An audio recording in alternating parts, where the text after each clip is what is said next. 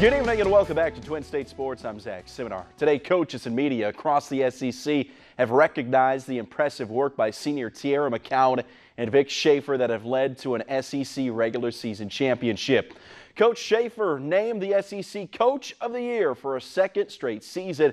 Third time in 5 years, he shares the honor with Matt Mitchell of Kentucky. Teaira McCowan was also recognized as the league's Player of the Year, the Defensive Player of the Year, and a first-team All-SEC choice. One of the most dominant players in program history, McCowan averaged 17 points, 13 rebounds, and 2.5 blocks per game. Now here's a look at some of the other All-SEC honors. It includes Jasmine Holmes, who has made it onto the All-Defensive team, while Ole Miss senior Crystal Allen landed on the SEC second team after averaging 18.3 points per game.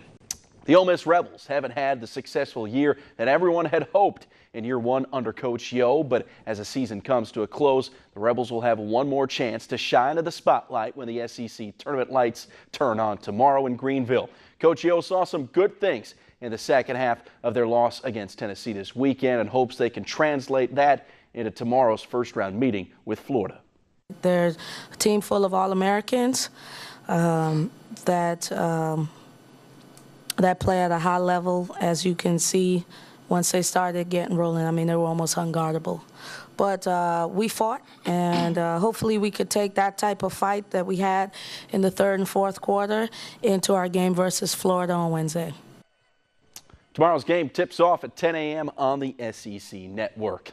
Ole Miss baseball improved to 9-2 this season after their 11-8 win over Little Rock. Little Rock threatened late, scored 4 in the ninth, but a big day from Tyler Keenan, who went 3 for 5 with 4 RBI, helped to keep UALR at bay. Ole Miss will go for win number 7 in a row.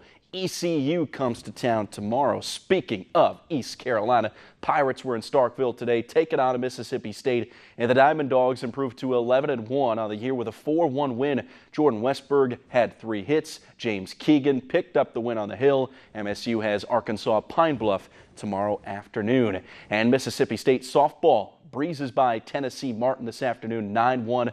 15-5 Dogs have the Bulldogs Slamboree on the docket beginning on Friday night.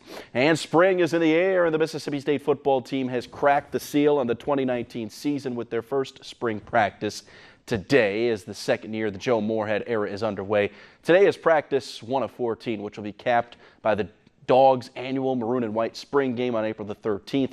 After today, the Dogs will practice on Thursday before having the next 2 weeks off for spring break. They'll return to the field on March 21st, practicing 2 to 3 times a week for the remainder of the spring. And Atlanta Braves shortstop Dansby Swanson went 1 for 2 with a single in 3 innings at shortstop in his first spring game for the Atlanta Braves since undergoing surgery on his left wrist back in early November. Swanson had his first appearance pushed back from Friday because of some discomfort stemming from scar tissue in the left hand while taking some batting practice. 25-year-old hit 14 home runs, 238 for Atlanta last year, left off the postseason roster after tearing a ligament in that left wrist late in the year. This is when we're going to find out about Mr. Dansby Swanson, if he's the real deal or if he's a bust.